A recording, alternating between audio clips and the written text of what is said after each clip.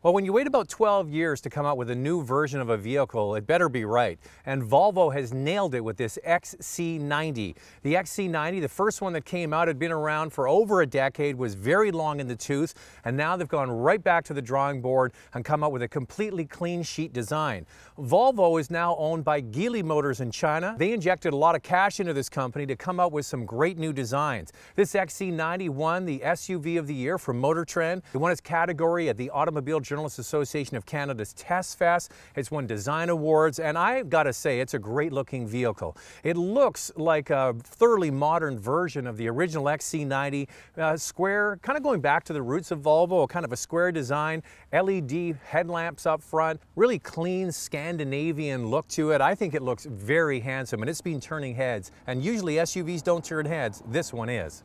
It comes in two basic models. There's the T6, that's the gasoline version, and the T8, which has a gasoline hybrid. It's a plug-in hybrid electric vehicle. It can run on just electricity and then switches to the turbo and supercharged four-cylinder engine. The one you see here is called Inscription. There's a base model, this model, and then the R design, which gives it a more dynamic look with more aggressive looking wheels. It's sold as a 5 or 7 passenger vehicle. One of the reasons why the original XC90 was so popular, it was ahead of the curve in terms of space on the inside. So that's a quick look on the outside. Inside is class leading. Well, first of all, the one thing I want to say about Volvo interiors is I think that they make some of the most comfortable seats in the auto industry, period. These are beautifully sculpted seats.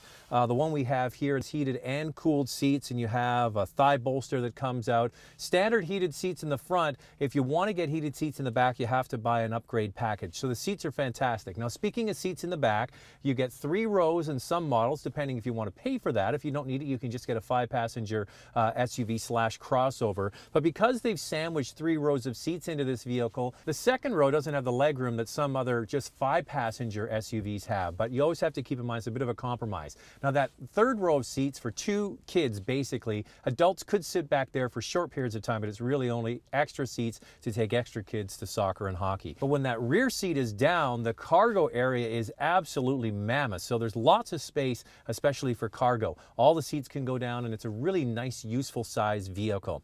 Now, looking forward, this vehicle is right near the very top, in my opinion, when it comes to finish and design. It's won awards. It's got this beautiful open pore wood that goes across the dash and here in the center console. This opens up for your cup holders. It's just beautifully done into the doors as well. You can get aluminum inlay if you like, but this really is fantastic with nice stitching, leather. It's just perfect in here. The other thing you notice right away is the fact that this car has a huge screen. It's basically like an iPad tilted on its side. Now, it's not the biggest in its class, because when you see some other products, they have huge screens, but they run horizontally. This one's vertical, similar to Tesla's screen, not quite as big though. And you have 4 main things that you can have on the screen at any one time. You have things like navigation here. You can hit the home button just like you would with a smartphone. You have your music here, same thing, back to the home screen, your phone, and I've got here the average fuel economy. I'm not sure if you can see that, but it's 20 liters per 100K, and we'll get to that in just a moment. So the screen is a bit polarizing. Some people, colleagues of mine, absolutely love it, others hate it. The one thing I will note is they do have a large volume knob down here. And for those of you who watch my video reviews often and say, oh, you're kind of old, Zach, the new Honda Civic doesn't need a volume knob. Well, I'm here to tell you, Volvo just didn't put a volume knob in, they put a big one in there. And you can actually pause your music as you're going along. So you don't need to mute, you just hit pause and then you can resume your music after that. Really nice steering wheel. There's options available for which one you get. In behind is a big TFT screen. It actually isn't a dash there. That's all just projected onto the screen. And because it's projected onto the screen, you can change the look of the dials if you like. There's one button here, it gets you a menu, and I was noticing that it wasn't working all the time. So I'm not sure if this is just because it's an early production model, but that switch wasn't working. It works intermittently for me. So to sum up the interior of this vehicle, impeccably put together, minimalist sort of Scandinavian design, beautiful wood accents, room for up to 7 passengers in a beautiful looking package. All right, to get this Volvo XC90 T6 underway, you toggle the switch to the right, and that starts the engine. There's no push button or key. That's quite nice. It reminds me a bit of Saab, actually, that had the center key for many, many years. So this car is a huge departure from what you get in the marketplace. This is a four-cylinder engine. It's not only turbocharged, it's also supercharged. Now, there are other engines like that in the marketplace. Volkswagen has one, but this engine is 2 liters and has gobs of power, 320 horsepower and 295 pound-feet of torque. And power is not a problem with this XC90. It takes off from a light, it passes easily and cruises on the highway, does everything absolutely wonderfully. So the engine is really quite a marvel, and you don't really hear a lot of noise inside the cabin. You would think with a 4-cylinder engine it might be quite buzzy, but it actually sounds pretty good. On top of that, there's a roller device here in the center. It says drive mode. You push that and you can scroll through different drive settings.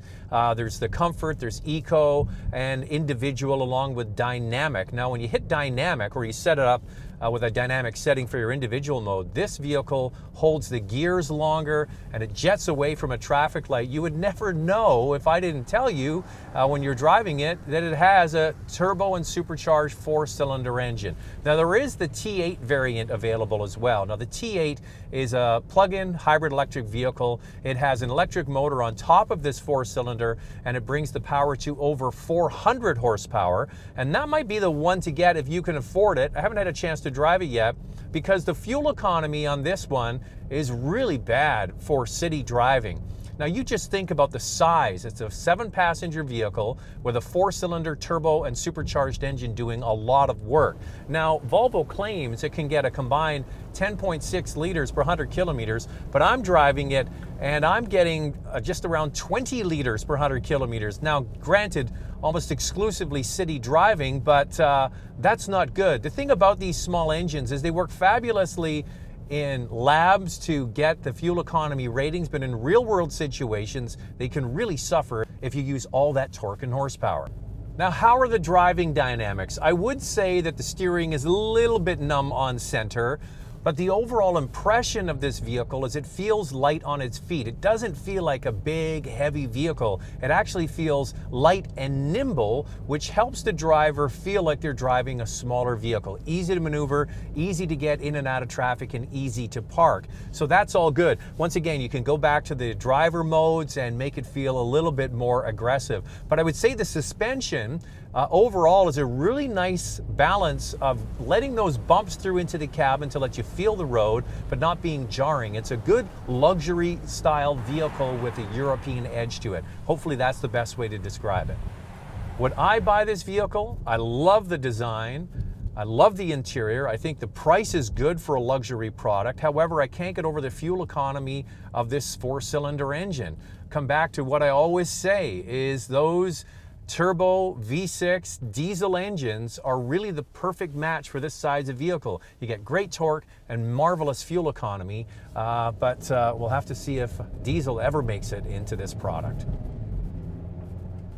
Now, of course, Volvo is known for their advanced safety systems. This vehicle is available with all kinds of things: forward collision, city safety, pedestrian detection, side warning, you name it, it has it. Volvo has a mission to make sure nobody dies in one of their vehicles by 2020. It's to 2016. And with all of the safety features, this vehicle now has a top safety pick plus, which ranks it right at the very top of the industry. Now, this XC90 competes in a premium space, and it has some pretty heavyweight contenders. You've got the new Q7 from Audi, you've got the MDX from Acura, BMW's X5, Mercedes is the bigger GL. So there's lots of competitors in this space, but Volvo has always done a great job of equipping their vehicles very well and at a very competitive price. This XC90 starts with the Momentum trim at $60,700. The R design is $65,200. The Inscription version, the one you see here, starts at $66,800. And the T8, that's the plug-in hybrid electric vehicle, it starts at $73,400. One thing to keep in mind with the partial hybrid electric vehicle, which I haven't had a chance to drive yet, is that will qualify for some rebates in different parts of the country. But it's great to see Volvo's back in the mix with some very compelling vehicles, and this one is leading the pack. Thanks for watching, and be sure to subscribe. To watch a full review of the Volvo V60, click the picture on the left.